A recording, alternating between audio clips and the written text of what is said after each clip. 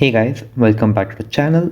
So we've got another legend style video for you guys today where I go through like super bowler smash attacks and what you can do to kind of break different bases down and how you can identify weaknesses on them and definitely punish bases for those weaknesses that are there.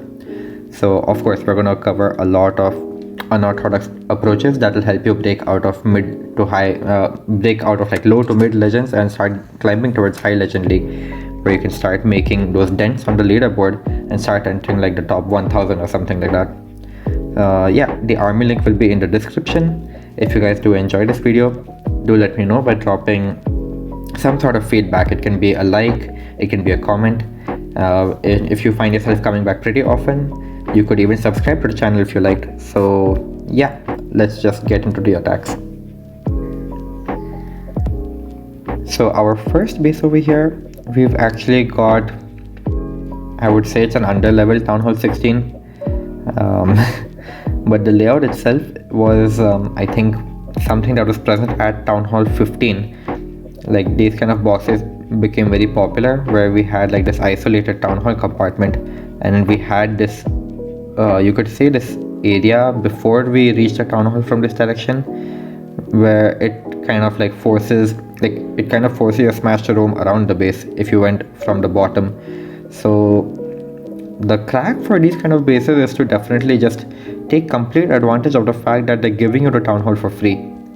And what that ends up doing for us is we can actually break open the walls on these corners over here, and depending on which wall is broken, we get access to most of the base over here, or we get most of the access over here. So this is one crack that I know of, and there's another crack where usually like this compartment is also closed off, and we can place a jump like this so that only the queen gets access to the Town Hall over the wall. But over here you can see like I cannot place a jump perfectly enough to get access to like most of the other buildings in these other boxes over here. So I'm going to go for the approach where I do the queen charge on the Town Hall and then we smash into the rest of the base. So as usual, I'll be doing like the flame flinger to funnel out an area. Over here it's like really good value. Like we can just have a flame flinger going for this cut over here. A scatter shot is definitely wonderful value for us. And we can just funnel the queen to kind of go into the Town Hall like that. And you can see I've just started doing exactly that. And let's just see how it shapes up. So of course, like I'm going to start funneling out the right side a bit as well, so I can try to make the king go inside, which can make my bowler stick to the core a little bit. But even if it doesn't go your way entirely, it's fine. The king will probably like walk on and get value somewhere else on the base. It's completely okay. Like we need to go with the mindset that we want to sacrifice the king on this one. It's not like obviously it's optimal if you can try to funnel him somewhere to get some good value, but it's not going to always happen. And I was just waiting for the air defense to go down. So as soon as the air defense goes down, I've dropped the queen over here, so I'm able to deploy the healers, because this multi-inferno is actually targeting a lot of the area outside the base. So I want to make sure my healer stays safe. So I was literally just waiting for the flame flinger to grab that air defense, and you can see like I've started the attack already. Now I'm hoping that the barbarian king will kind of go like this and then into the base. Sometimes it doesn't happen, but that's alright. Like you can see the queen is on the Town Hall, she's doing her thing. As soon as the Town Hall drops, we can start getting ready to start joining up with the smash actually. So yeah, I've just started doing that. Always the ice golems, then the warden, and then the actual rest of the smash. So it looks like our smash is going to start going towards this direction. So just start dropping the wall breakers over there. Like you can see I just dropped all three of them. It's not too important how it exactly happens, and the smash is going to leak out just like that. So you can see the king's actually done a good job funneling this area. Even the clan castle is going to pull us back towards this monolith over here. So overall this is working out pretty well for us, and now I can just place a jump which can give me access into both of the multi-infernos as well. Of course, the flame flinger has also done a very good job of funneling out the scatter shot on the left side, and you can see like the bowlers are literally just going to stick to the core perfectly. Like there's no problem at all. The queen has walked off following some ground skeletons. If she would have stayed in the core, it would have been optimal for us, because then she could have grabbed the other multi inferno, which I'm missing out on. But again, like, there's not really much left on the base. Our royal champion can easily clean up whatever is left. So yeah, the weakness that we definitely exploited was that free town hall over here, and just knowing that I can break these walls over here just because the entire base on the top half is completely open. This is the next closest, you could say, closed compartment, which has like those buildings behind it over here, and that allows us to access the area into the core and allowing us to use the jump to access the rest of the base. So that's a 3-star for us. We get on to the next one. Okay, our next base over here, we've got, I think this layout is slightly modified in terms of the walls that it's got, but it looks a little familiar, like where we have like this boxy diamond style base where with the infernos on the sides. This is supposed to be the eagle compartment. I think they've added walls like this throughout the base, but overall it should be pretty similar. Of course, like you can see that they've added the merge defenses as well in random compartments, I guess, but we'll have to adapt to the changes that they've made as well. Like, of course, we have like the double invis tower near the town hall, so we need to also ensure that we have like some good force going into the town hall so we can activate those invisibility towers. But yeah, what I would usually do on this base, if it was the original base layout, at town hall 15 I used to simply like ward and walk one corner.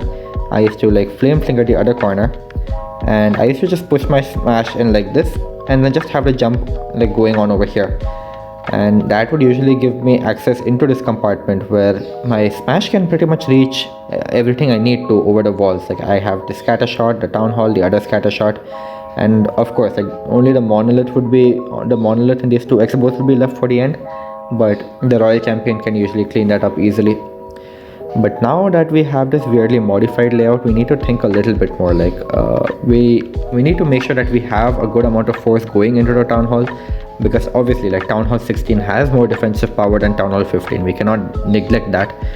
So what I decided to do instead is once again I'm going to be abusing the king's giant gauntlet ability, and I'm going to like create like a double funnel instead over here. So I was thinking I can have like the warden carve this much of the base, and then the flame flinger can actually have handle that much of the base, and then I can place a jump over here like this. Because now what's gonna happen is, suppose I just did what I did earlier, where I just had the flame flinger and the warden carve out like different corners of the base, and then I placed a jump over here. There's a lot of trash in both of the compartments that can make my bowlers go left and right rather than forward into the scatter shots where I want them to be. So we're just gonna drop the warden into the heat of all of the damage. It's fine. We're just gonna use that rage early, and we're just gonna get the show on the road very, very soon. So again, I'm not expecting too much from him. I think I'm going to use a second rage over here. It's totally worth it, because we're going to be setting a very nice funnel. Remember, we need a funnel. Even if it's costing me 2 rages, it's going to be worth it, because I'm going to be able to push my bowlers into the scatter shots rather than have them split off over here into either of these compartments. So this is a naive approach. It's a simpler one. There should be not too much of a challenge, and you can see I've already started doing what I was talking about. So the king is gonna go up, and I've broken the intersection. I have not given him access to either one of the compartments. I'm giving him access to both of the compartments, because I'm expecting his giant gauntlet to go to work and deal insane splash damage in this area, and that should actually create a funnel such that the bowlers will not have too many buildings left in this compartment, and they'll have very little to actually clear over here in this area. So that gives them much faster access to go right into the town hall, and we're going to see that in just a minute, really soon. So I'm going to pop the king early as well, and he's just going to go to work. He has the damage reduction, he has the splash damage. Nothing's going to really stop him now, and yeah, he's cleared already so much, like it's crazy. So Now I only have 2 rages, so I have to be a little careful. So that's why I'm freezing up the Inferno with the CC, so I can place the rage a bit more ahead. I could have raged earlier if I had 3 rages, but you have to consider, like, look at how I've placed the second rage. And I'm trying to make it overlap with the wall boundaries as much as I possibly can, because I want those rage bounces to go into all of these buildings behind the walls. If I had used my rage a bit earlier over here to deal with the clan castle, then I would be forced to use my second rage over here, and I may not even optimally be able to heal all of my boulders back to full health. So yes, the double invis has popped, but again our boulder bounces are going forward, and that's allowing us to actually trigger them well in advance for us to get this base down.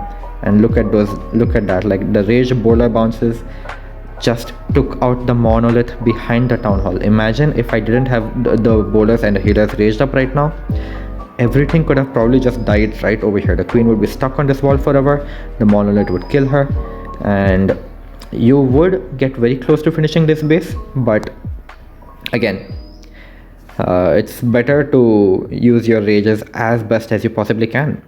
And if you notice, I actually haven't deployed my royal champion yet.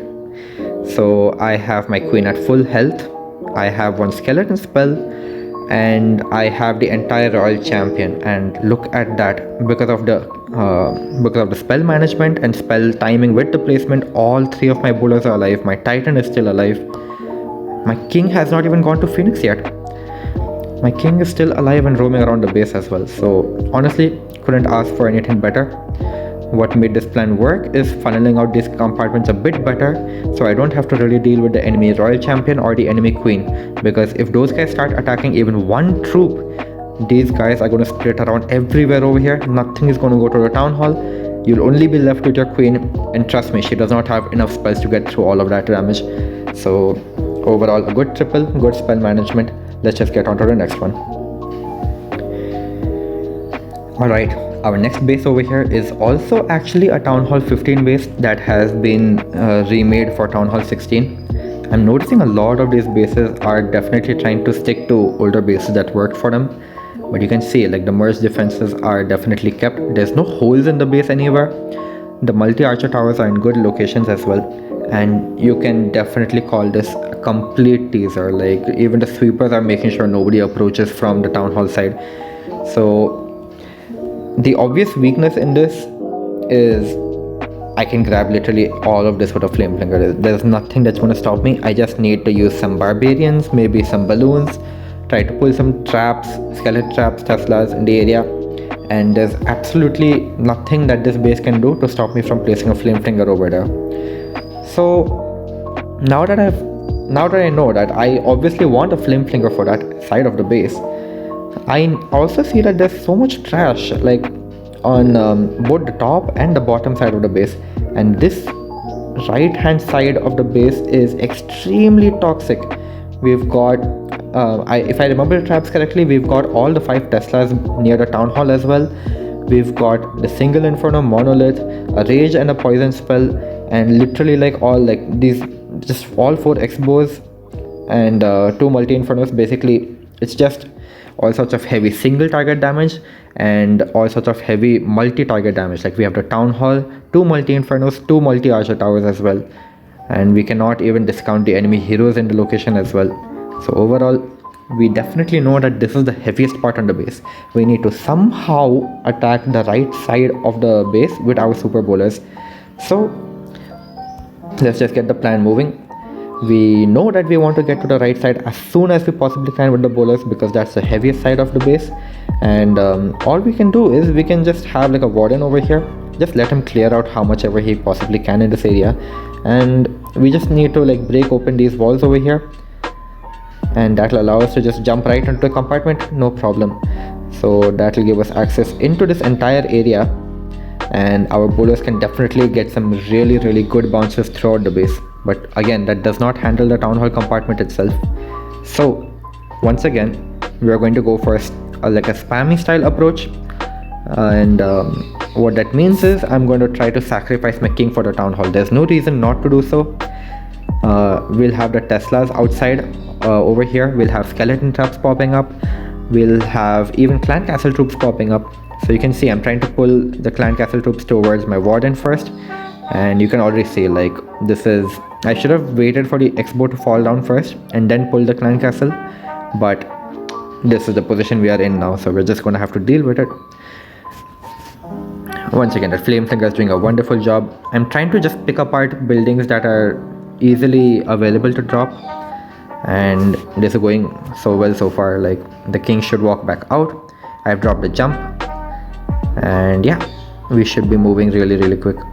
So I popped the warden ability because the king was taking damage from the monolith, and you'll see just how nicely it starts working for us. Sure, like the queen is dealing with the lava pups, but now just watch, look at the king go to work. After he handles the enemy king, he just deletes literally everything. That gauntlet is something to definitely be like, it's such a talking point. Like it's you can get such good value with it. So for some reason my queen has gotten stuck on this wall over here. I was hoping she would go for the X-bows, so I started my royal champion to try to support the queen, but it's fine. Like the queen decided to break through the wall for some reason. It's okay, it's not bad value at all. We're gonna start pushing into the last bits of the base. Of course, the skeleton spell to help our royal champion against the enemy royal champion, and overall we've just got like a queen charge with just our heroes running around now. It looks messy, but it's completely fine because this was the most toxic part of the base. We sacrificed all of our bowlers, and honestly, like if you rewind to the start of this replay, there's nothing left in this area of the base that can really threaten our heroes. So all in all, I would say it's a different style of approach where you're breaking the base down compartment by compartment like this. And yeah, it was very messy around over here, I will admit. I should have definitely pulled the clan castle a bit later. It would have made my life a lot easier for this attack, but that's fine. Things do happen like this sometimes. I did not expect a hound, but we still get away with the triple on this one. So yeah, if I can do this with so many mistakes, you guys can definitely pick up some good tips from these videos, and hopefully they help you guys too. So I'll definitely keep posting videos like this for you guys, and for this one I think I'll just do one more attack and then we'll call it a wrap. Alright, for our last video today, for our last base today, we've actually got a Town Hall 15 layout that was extremely annoying for me to try to even handle. Like I honestly don't know what to do on this base. If you asked me 6 months ago, maybe 8 months ago, I don't have an answer for this base with Super Bowler Smash. But now, remember that the Town Hall Poison nerf has come in. We have the Town Hall Poison is going to last like much less longer. It's got like a 4-second reduced duration. I'm going to try to take complete advantage of that. So we can definitely see like the most annoying part on this base is definitely that center. There's no good access to it, and even if we do access it, if we had to approach from any of these sides like over here, there's no possible way that I can think like, okay, this is definitely a way for me to grab the Town Hall. The heroes are protected by the storages, the Town Hall and the monolith are protected by the invisibility tower, and of course we've got the core clan castle. We don't know what it even contains. So all in all, this is a pretty good base, but again I just tried to like experiment with it, and here's what I am going to try to do on this base. So as I was talking about, the Town Hall Poison duration nerf. So I'm actually going to send my smash right at the Town Hall. That's right, like I'm just going to send my bowlers straight into the Town Hall. I'm not going to think about it too much, and I'm going to obviously try to squeeze the flame finger somewhere on this base. So I was just thinking like, obviously like I cannot have a flame flinger anywhere at the top. Sure, I can grab the eagle with the flame flinger, but it's protected by 2 mortars, so I don't really want to invest too much over there. I was just thinking like it's simple value, there's not much for me to do. I can have a flame flinger for the scatter shot, and I can warden walk this ground X-bow honestly. And what that does is, because I'm warden walking this much of the base and the flame flinger is gonna grab this much, I can just directly start my smash right over here. Of course, because there's like so much of trash over here, I will be using the queen up top over here I will be using like maybe a Yeti, Ice Golem, something to just help her out with the enemy heroes. But overall, it should look good. Like our smash, dealing with the enemy heroes, dealing with the Town Hall to begin with. It looks good. If you asked me to do this at Town Hall 15, I would have blindly said no, because not only do our bowlers stay in the poison for a long time, but the bowlers end up dragging the healers into the poison too, and that's actually so harmful for us. Luckily for us now, the Town Hall poison nerf is going to help us. Like, you're going to see that in just a little bit. So as I was talking about, I just want to get the ground expo. I don't really want anything more. And as soon as that happens, we can just get going with the smash. So yeah, you can see I've dropped the Ice Golem first, because obviously there's enemy heroes everywhere. And I've dropped the Headhunter to help out, because what other better time to use it than to drop it when you're facing literally every enemy hero in the base. So the Ice Golem and a Yeti up top to help the Queen. So she targeted the Royal Champion to begin with. And the bowler bouncers actually triggered the Town Hall early. Now I purposely froze the Town Hall after the invisibility froze, so it doesn't deal too much of damage. And it also preserves my king health quite a bit, because he took a lot of damage. And you can see I tried to pop it as late as I possibly could. And the Giant Gauntlet, once again, the power of the Giant Gauntlet. I took out the monolith through the invisibility tower. And now what you're going to see is something very interesting. One bowler walked out, but two of them are going to join the king. And what I can do over here now is, because the Queen has done such an excellent job funneling out this side, and she's going to continue on over here. The base is spread out. There's not too much of damage that she will ever have to face at one point of time. So honestly, this is looking very good for her. Our bowlers are sticking to our king. And what I should have done over here, I should have just placed a jump like this, because look at the value we can get. The bowlers can bounce out from over here, and we can get rid of that entire annoying core. So I got a bit greedy. I placed my jump like this instead, and my bowlers are not going to grab the left Inferno. But it's just something for you guys to consider if you try to do an attack like this. So you're going to see over here, like those bowlers, like look at those bounces, they're so good. Oh my god, that X-bow just went down.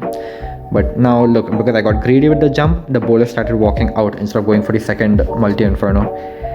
But all in all, not looking too bad. The Queen and the Royal Champion, always good synergy. The Diggy is super duper helpful for her. And of course the Queen's Unicorn is just gonna help her out over here. Our Flame Flinker has also popped. It's gonna just kind of help her around a bit with the left side of the base. Yeah, overall it came a little close, but that's because I didn't use the jump spell properly. I just tried to raise up the Royal Champion to help get the Eagle and the single Inferno down. And now our Queen has, like, she's at full health. She has the Diggy with her, she has the Unicorn with her, and it's all just point targeting defenses all the way until we get to the last bit of this base. So I'm just going to fast forward this a little bit. This is going to be a triple. We still have our Queen ability. We have plenty of time. I think there was like 40 seconds left at this point, because remember, our Warden Walk was like so small. We just grabbed the ground expo and we just got going. So that was like maybe like a 20-second Warden Walk. I don't even know. So all in all, do experiment around with this. Super bowlers are definitely very strong. You can walk through the Town Hall poison like it's not even going to harm you anymore. So overall, definitely more unorthodox approaches I covered in this video. I hope you guys did enjoy this one. If you did, feel free to give me some feedback. It does help me as a content creator to help create something that you guys find helpful and enjoy watching. But yeah, that's about it for me. I'll see you guys in the next video. So it should come out in like maybe a day or two. I'm on vacation right now, if by the time you guys see this. So I will start recording like CWL related videos probably by Tuesday or so. But I think that's about it for me for this video. I'll see you guys in the next one. Peace.